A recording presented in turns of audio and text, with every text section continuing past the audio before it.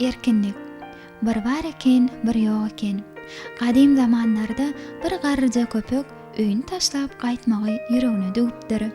Emma ýyllar boýy ol öýe hyzmat edipdir. Dağdan gelýän möjegiň we şagalyň sesini eşitip garry köpek erkinlik diýip şoňa diýäýsiň diýip ýyp içip ýatyrmyş. Soň bolsa gürlemäge başlapdyr. Ine erkinlik diýeniň, ine de durmuş diýeniň. Dogrusy maňa berilýän iýmitler ýer ýalyl. Wah, şu dağlara gidäýsem, garnym doýurar, hemme zat gowy bolar. Köpek öz aýdanlaryny makullap, ýola rowana bolýar. Şonu günleriň birine köpek gören bir möjege duşypdyr. Möjek garry köpegi öňgörmän soň ilki bilen ony soraga çekmäge başlapdyr. Möjek üstünden gülmek üçin: "Ey garry köpek, sen ýaly öýde ýetişdirilen köpegiň bu ýerde näme işi bar? Bu ýerlerde ýawan haýwanlar ýaşaýar. Sen adaşan bolaýmy? Eger adaşan bolsaňam, men saňa ýolum görkedeýin." Ýanky garry köpek: "Ýok möjek dost, menem sen ýaly erkin ýaşasym gelýär. Şoň üçin geldim.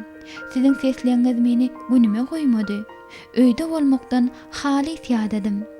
Möjek bolsa: "Sen nämeler edýäň? Näme ýeň, näme içýäň?" Garry köpek: "Men adamlaryň iýmän zyňan zatlaryny ýädim.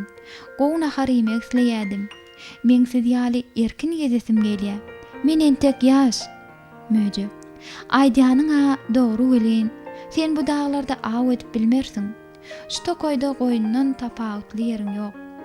Men pikirimçe sen bu barýan ýoluň soň gowy däl. Iňgowsy sen öz ýaşaýan ýeriňe gitsen gowy bolar." Garry köpek: "Diýmek maňa erkin ýaşamak ýok-da" diýip garry köpek özelenipdir. Şonda möjek: "Sen durmuşyň başga, men durmuşym başga dostum. Nefsiňe uýjak bolma. Sen adamlar bilen gowy düşünýän. Biz düşünüp bilen zog ahyry. Eger içiň ysýan bolsa, daşary çykda dağa gezelenje gelýär. Emma ýaşaýan ýeriňi taşlap gaýtma."